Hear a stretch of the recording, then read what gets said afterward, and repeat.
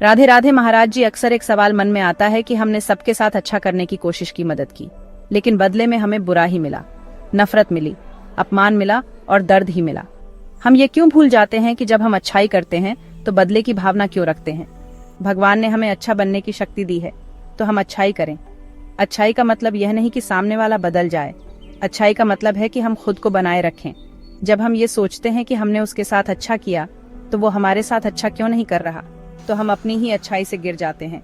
अच्छाई में कभी शर्त नहीं होती। नेकी कर दरिया में डाल का मतलब यही है कि अच्छा करो और भूल जाओ। अगर कोई बिच्छू गंगा में डूब रहा है और हम उसे बचाते हैं और वो डंक मारता है, फिर भी हम उसे बचाते हैं, तो ये हमारी अच्छाई है, उसकी बुराई नहीं। हम क्यों चाहते हैं कि हम जब पानी पिलाएं तो सामने वाला हमें धन्यवाद कहे? यही तो हमारी गलती है। हमारे पास अच्छाई का खजाना है, उनके पास बुराई का जहर है, तो वो वही देंगे। हमारे पास जो है हम वही देंगे। और जब हम भगवान की भावना से अच्छाई करते हैं तो फिर बदले की भावना ही समाप्त हो जाती है। भगवान देख रहे हैं, इंसान नहीं भी देखे तो फर्क नहीं पड़ता, लेकिन भगवान देख रहे हैं, और भगवान जब प्रसन्न होते हैं तो सब कुछ बदल जाता है। हमारे जीवन के संकट में भगवान खड़े हो जाते हैं। अगर हम विपत्ति में किसी की मदद करते हैं तो हमारी विपत्ति में भगवान हमारे साथ होंगे। हम अक्सर ये सोचते हैं कि हमने अच्छा किया है तो तुरंत अच्छा फल क्यों नहीं मिल रहा, लेकिन ये बैंक में जमा हो रहा है। हर अच्छा काम एक बैंक खाते में जमा हो रहा है और भगवान उसका ब्याज सहित भुगतान करेंगे। हमें लोगों से प्रशंसा भी नहीं चाहिए कि उन्होंने हमारी तारीफ क्यों नहीं की। अगर हम तारीफ के भूखे बनेंगे तो हमारी भक्ति अधूरी रह जाएगी। नेक काम करने के बाद भी अगर हम बदले की अपेक्षा रखते हैं तो हमारी नीयत में कमी है।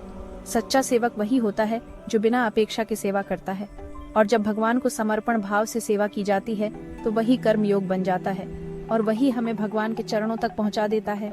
आज का समय ऐसा है कि सीधे सरल लोगों को बेवकूफ समझा जाता है और चालाकों को सम्मान मिलता है, लेकिन क्या वो चालाक वास्तव में सफल हैं? रावण से बड़ा चालाक कौन था? कंस से बड़ा छलिया कौन था? लेकिन अंत क्या हुआ? युधिष्ठिर जैसे धर्मात्मा व्यक्ति ने जीवन भर सत्य का पालन किया और अंत में वही चक्रवर्ती सम्राट बने।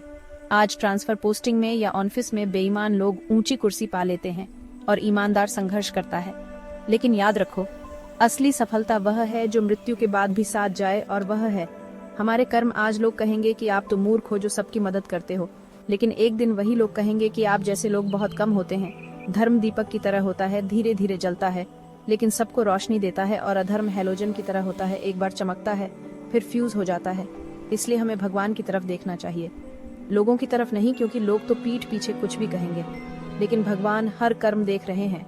जो छल कपट से ऊपर जा रहा है वो सिर्फ ऊपर से फेंकने के लिए उठाया जा रहा है, उसका अंत निश्चित है। और जो धर्म के पथ पर दुख सह रहा है वो एक दिन बहुत ऊंचा उठेगा। इतिहास गवाह है कि सच्चाई का रास्ता कठिन जरूर है, लेकिन मंजिल सबसे उज्जवल है। महापुरुषों का मार्ग परोपकार, सेवा और सत्य का मार्ग है। उसी पर चलकर हम भी उस गति को प्राप्त कर सकते हैं जहाँ केवल शांति होती है, जहाँ केवल प्रेम होता है और जहाँ भगवान होते हैं। आपको हमारी वीडियो कैसी लगी कमेंट करके जरूर बताना, और ऐसे ही वीडियो देखने के लिए चैनल को जरूर सब्सक्राइब कर लेना। राधे राधे, धन्यवाद।